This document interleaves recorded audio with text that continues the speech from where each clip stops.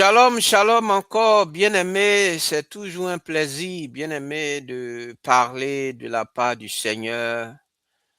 Le Seigneur veut que nous puissions croître spirituellement, que l'état de notre âme puisse prospérer comme tous les domaines de notre vie.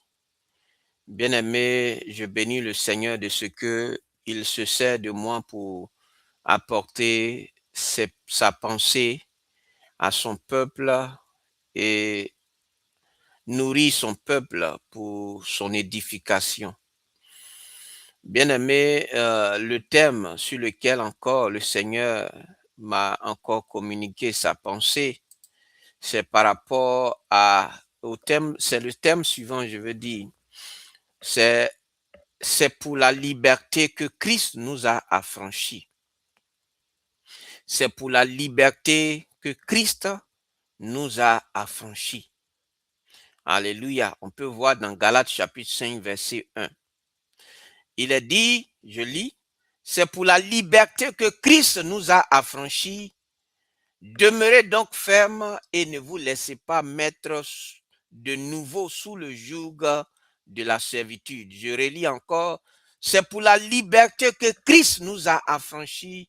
Demeurez donc fermes et ne vous laissez pas mettre de nouveau sous le joug de la servitude. Alléluia.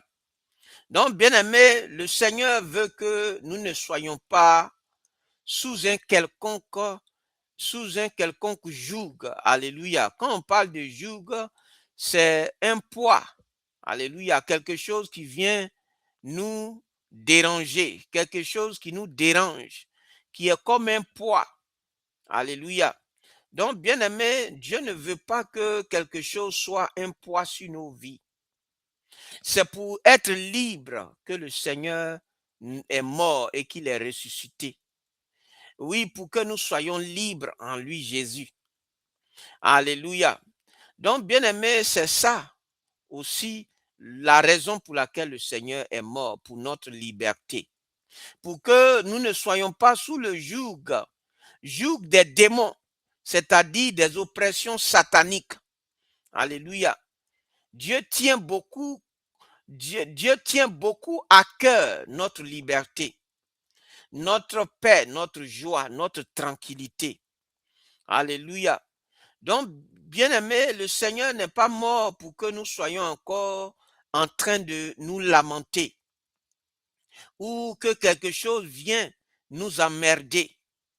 Bien-aimé, Dieu veut que nous soyons libres, libres pour le servir, libres pour le célébrer, libres pour l'honorer, libres pour faire son œuvre. Alléluia. Oui, bien-aimé, Dieu tient à cœur notre liberté. Et c'est la raison pour laquelle il m'a mis à cœur en ce jour de parler sur cette question. Alléluia. Donc, bonjour et bienvenue, bien-aimé, sur ma chaîne YouTube. La question, il faut se poser cette question honnêtement. Et cette question, excusez-moi, et cette question est la suivante. Est-ce que tu vis vraiment libre? Est-ce que tu es vraiment libre? Est-ce que en Jésus, est-ce que tu es libre? Quand je parle de libre, je parle de libre de la culpabilité. Libre de la culpabilité.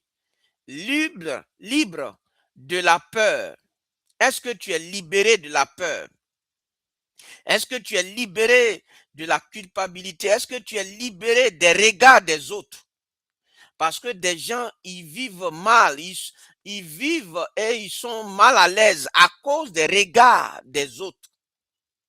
Bien-aimé, Dieu ne nous a pas sauvés pour que nous puissions être en train de vivre difficilement à cause des autres ou à cause du regard des autres ou de ce que d'autres personnes disent sur notre personne. Alléluia. Donc, bien-aimé, la question, est-ce que tu es libre des regards des autres? Est-ce que tu es libre du péché qui te tient enchaîné depuis des années? Est-ce que tu es libre de la religion qui t'écrase plutôt que de t'élever? Alléluia. Donc, bien aimé, le Seigneur ne veut pas que nous soyons des religieux. Alléluia. Oui, la religion, c'est pas pour ça le Seigneur est mort, pour faire de nous des religieux. Alléluia.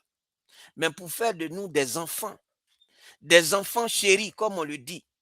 Pour faire de nous des enfants qui communiquent avec leur Père, qui ont une très bonne relation avec leur Père et qui sont libres. Alléluia. Donc, bien aimé, parce que si tu ne vis pas dans cette liberté, ce matin, la parole de Dieu a quelque chose d'extraordinaire à te dire, bien-aimé. Nous aspirons tous à la liberté, bien-aimé. Mais qu'est-ce que la liberté? Est-ce qu'une absence totale de contraintes? Est-ce le fait de pouvoir faire ce qu'on veut? Bien-aimé, le monde a sa définition de la liberté. La liberté selon le monde, c'est de faire ce que je veux. Alléluia. La liberté, la définition que le monde donne à la liberté, c'est être à mesure de faire ce qu'on veut, quand on le veut et comme on le veut. Alléluia. Mais cette définition produit non des hommes libres. Alléluia. Mais des esclaves de leur propre désir. Alléluia. Donc, bien aimé, le Seigneur ne veut pas que nous soyons des esclaves de nos propres désirs. Donc, bien aimé, l'état de l'homme devant Dieu est celui de pécheur. Car comme il est dit dans Romains chapitre 3, verset 23, car tous ont péché et sont privés de la gloire de Dieu. Donc, l'homme est esclave du péché. L'homme est esclave du péché, il sait Satan, il a peur de la mort. Ceux qui se livrent sans restriction à leur penchant finissent souvent seuls et malheureux.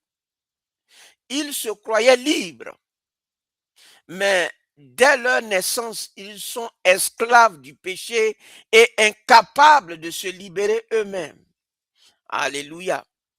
Donc, bien aimé, ici l'apôtre Paul écrit aux Galates, des croyants qui avaient connu la liberté en Christ, mais qui se laissaient remettre sous le joug. Et son cri est urgent, passionné et direct. C'est pour la liberté que Christ nous a affranchis. Non pas en partie, c'est pas en partie, pas sous condition. Bien aimé, c'est pour la liberté complète, réelle et permanente que le Seigneur est mort et est ressuscité pour nous. Le point dont je voudrais parler ici, bien aimé, c'est de quoi Christ nous a-t-il libérés? De quoi Christ nous a-t-il libérés? Donc, bien aimé, pour apprécier la liberté, il faut d'abord comprendre les chaînes dont Christ nous a délivrés. Le premier point, c'est libre de l'esclavage du péché. Alléluia. De quoi Christ nous a libérés? Le premier point, libre de l'esclavage du péché. Alléluia.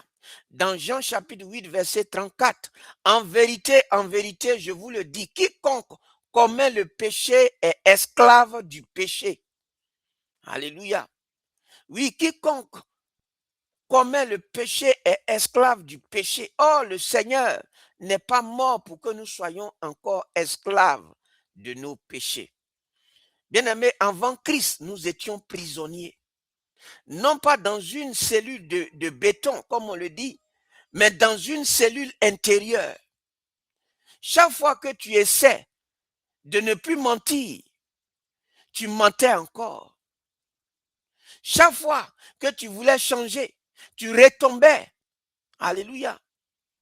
Mais pas parce que tu étais faible, mais parce que tu es esclave. Tu étais esclave plutôt. Alléluia. Donc, bien aimé, mais Christ est venu pour briser cette chaîne de l'esclavage du péché. Alléluia. Et c'est pourquoi dans le même livre de Jean chapitre 8, verset 36, il est dit, si donc le Fils vous affranchit, vous serez réellement libre. Alléluia. Si donc le Seigneur Jésus-Christ vous affranchit, vous serez réellement libre. Ça, c'est moi qui ai ajouté le nom du Seigneur. Mais quand on parle du Fils ici, il s'agit du Seigneur Jésus-Christ. Le deuxième point, bien aimé, de quoi le Seigneur nous a libérés? Le Seigneur nous a libérés de la condamnation. Il y a des personnes qui se sentent condamnées, qui se sentent coupables, condamnées à jamais. Et dans Romains chapitre 8, verset 1, il n'y a donc maintenant aucune condamnation pour ceux qui sont en Jésus-Christ. Alléluia. Donc Christ nous a affranchis de la culpabilité, de la condamnation éternelle. Combien de croyants aujourd'hui portent encore le poids de leurs péchés passés? Bien-aimés, des erreurs pardonnées par Dieu, mais jamais pardonnées par eux-mêmes. Donc, Dieu nous pardonne, mais nous ne sommes pas prêts à nous pardonner nous-mêmes. Bien-aimés, Dieu ne veut pas que nous puissions être emprisonnés ou, je veux dire, esclavages de nous-mêmes, nos propres raisonnements. Alléluia. Bien-aimés, cette culpabilité n'est pas de Dieu. C'est une chaîne de Satan. C'est une chaîne que Satan veut te faire porter après que Christ l'a déjà brisée. Alléluia. La troisième chose dont le Seigneur nous a libérés, c'est du légalisme. Alléluia. C'est-à-dire la religion, la religiosité. Alléluia. Bien-aimé, c'est précisément le problème des Galates. Des enseignants étaient venus leur dire, la foi en Christ ne suffit pas. Il faut aussi observer la loi, les rites et les règlements.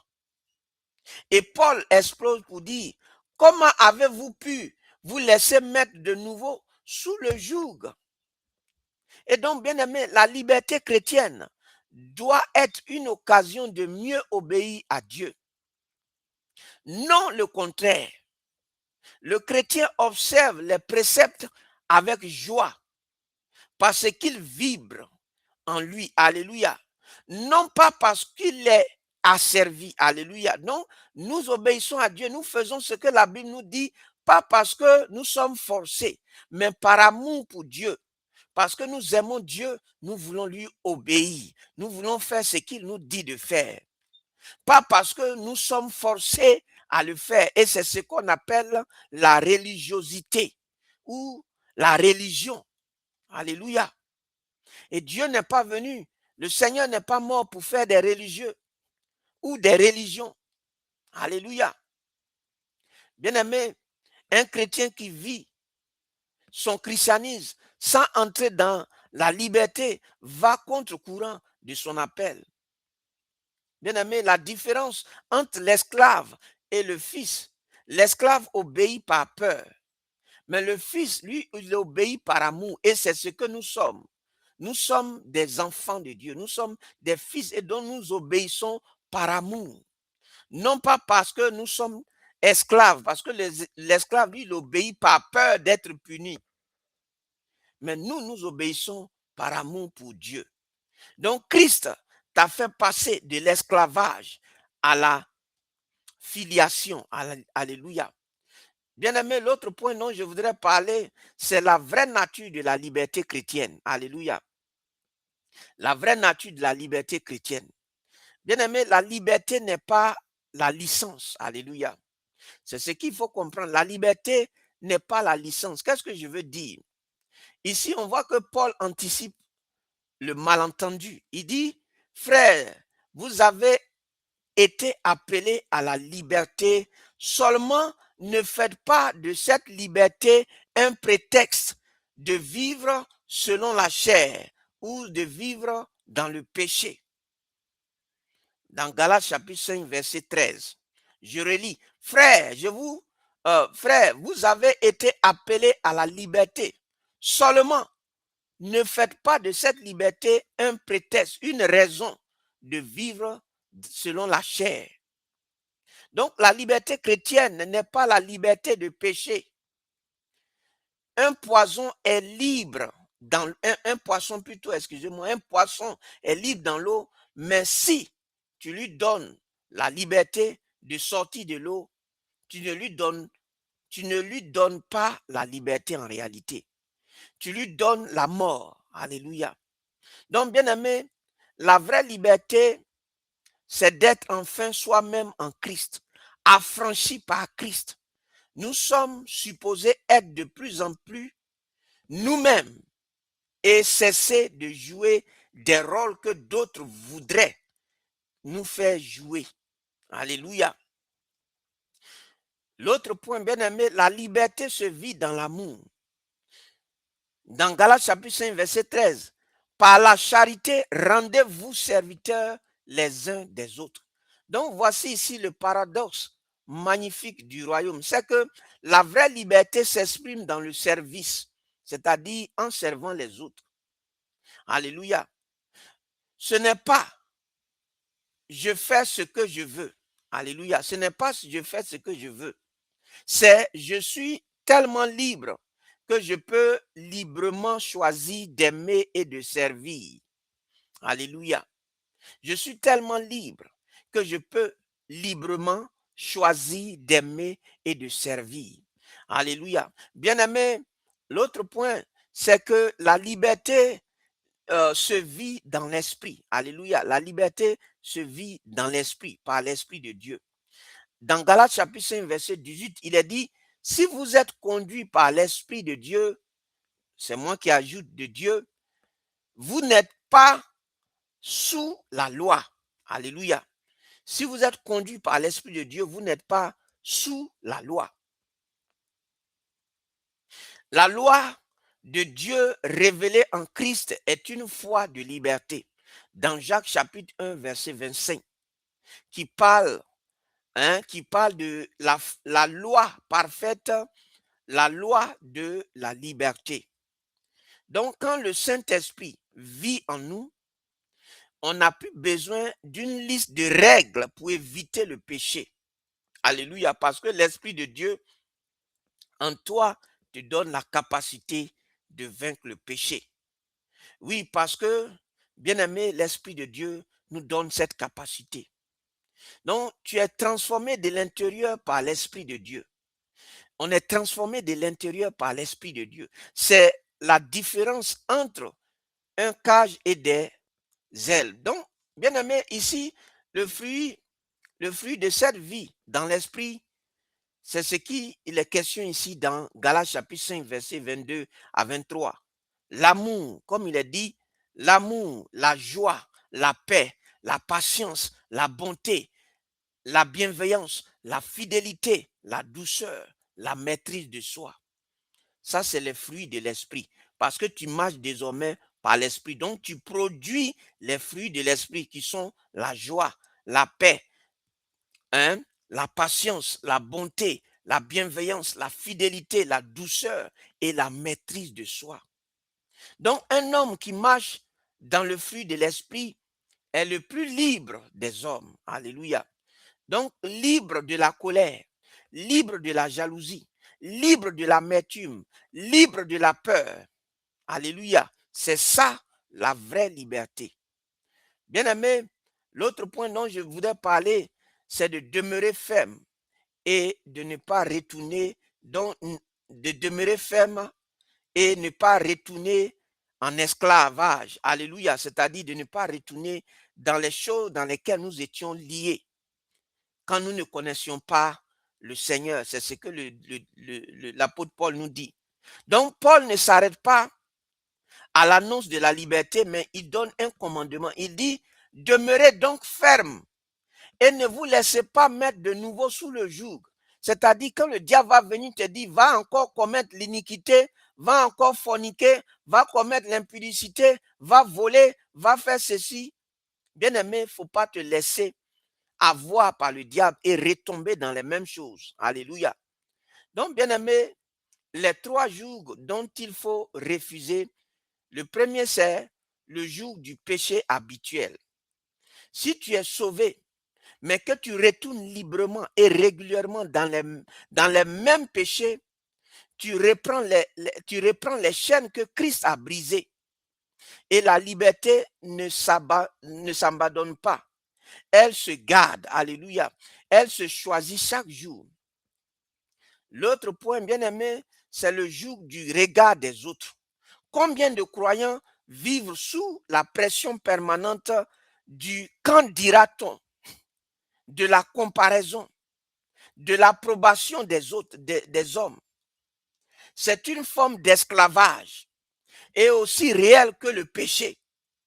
Alléluia. C'est pourquoi l'apôtre Paul dit dans Galates chapitre 1, verset 10, suis-je maintenant en train de rechercher l'approbation des hommes ou celle de Dieu?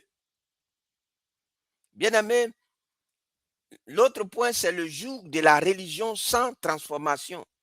Dieu n'est pas venu pour que nous soyons des religieux, c'est-à-dire des gens qui suivent des choses parce qu'ils le font par, comme on le dit, par habitude. Alléluia. Il faut refuser d'être un religieux. Donc, comment demeurer ferme dans la liberté? Bien-aimé, dans Galates 5, verset 5, c'est de la foi que nous attendons par l'esprit, l'espérance et la justice. Donc, la liberté se garde par la foi, en continuant à croire que Christ a accompli, que Christ a accompli, que ce que Christ a accompli plutôt est suffisant. Et par l'esprit, en marchant quotidiennement sous sa conduite, plutôt que sous la pression des hommes ou sous la pression de ta chair. Alléluia. Donc, bien-aimés frères et sœurs, oui, tu n'es plus esclave. Le prix a été payé. Les chaînes ont été brisées. La porte est ouverte pour toi. Alléluia. La porte, je veux dire, la porte qui était fermée dans ta vie est ouverte. Le Seigneur l'a ouverte. Alléluia. Donc, tu n'as pas à retourner en arrière. Tu n'as pas à retourner dans le péché en arrière. Tu es libre parce que Jésus-Christ t'a libéré plutôt. Donc, bien aimé, je vais m'arrêter là. Le Seigneur vraiment voudrait que nous ne puissions pas encore être sous un quelconque joug, sous une quelconque culpabilité où je ne sais encore, où les regards des hommes, ou l'approbation des hommes. Ce qu'il nous faut, c'est l'approbation de Dieu, pas des hommes. Alléluia. Donc, bien aimés, nous devons comprendre ça, que c'est pour la liberté que Christ nous a affranchis. Mais ne prenons pas cette liberté comme prétexte pour vivre encore dans le péché. Donc, que Dieu nous aide, que Dieu t'aide à comprendre cela. Shalom. Que Dieu nous bénisse.